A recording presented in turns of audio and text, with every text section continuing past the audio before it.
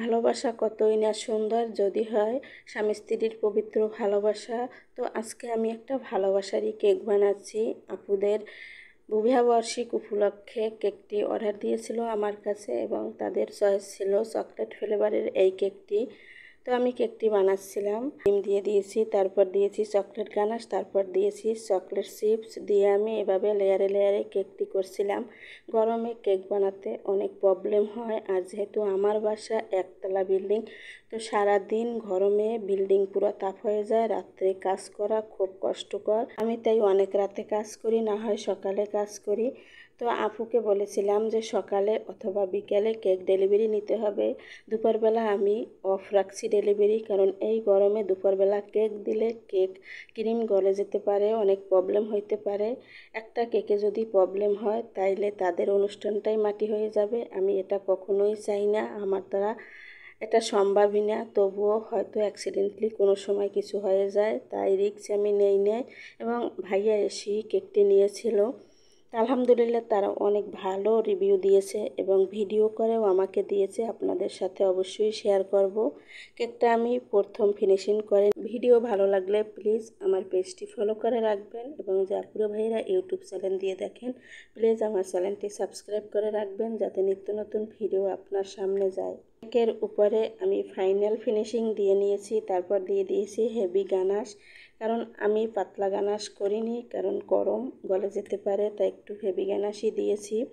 এই যে আমি গানাশটা ভালোভাবে দিয়ে তারপর আমি কিছু চকলেট চিপস দিয়ে দেব। আপু ওইভাবেই ডিজাইন দিয়েছিল, যেভাবে দিয়েছিল আমি সেভাবেই করার চেষ্টা করেছি। এবং আপনারা যদি চান আমার কাছে কেক অর্ডার দিতে, তাইলে পাথরঘাটা থানা এবং ডৌতলা সৎকর বামনা থানা মঠবাড়িয়াও আমি দিয়ে থাকি মাঝে মাঝে, আশেপাশে হইলে বা যদি কেউ এসে নেয় এবং যদি বেশি অর্ডার হয় তাইলে আমি পাঠানোর ব্যবস্থা করি। তো আপনারা অর্ডার দিতে পারেন আমার কাছে এবং আপনার কেকটি আপনি দেখে নিতে পারেন ভিডিও, যে আপনার কেকটি কিভাবে তৈরি হয়েছে। আর এই গরমে আপনারা সবাই নর্মাল ফ্রিজে চকলেটগুলো রাখার চেষ্টা করবেন, না হলে কিন্তু চকলেট গলে যায়।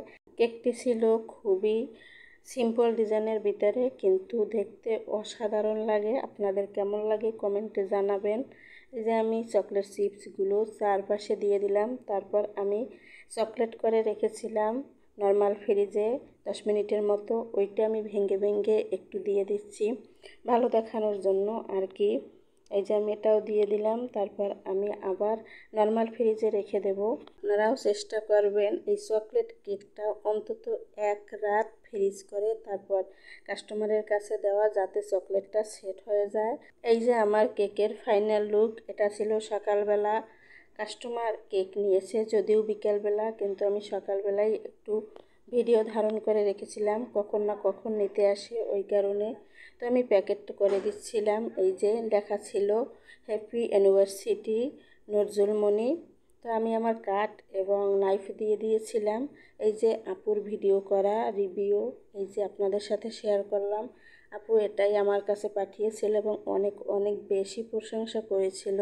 আলহামদুলিল্লাহ, এত ভালোবাসা পাওয়ার যোগ্য আমি কিনা জানি না, তবে আমার প্রতিটা কেকেরই আমি এত ভালো রিভিউ পাই, যেটা আমি কল্পনাও করতে পারি না। তো আজকের জন্য আল্লাহ হাফেজ, দেখা হবে অন্য কোনো ভিডিওতে। ধন্যবাদ সবাইকে।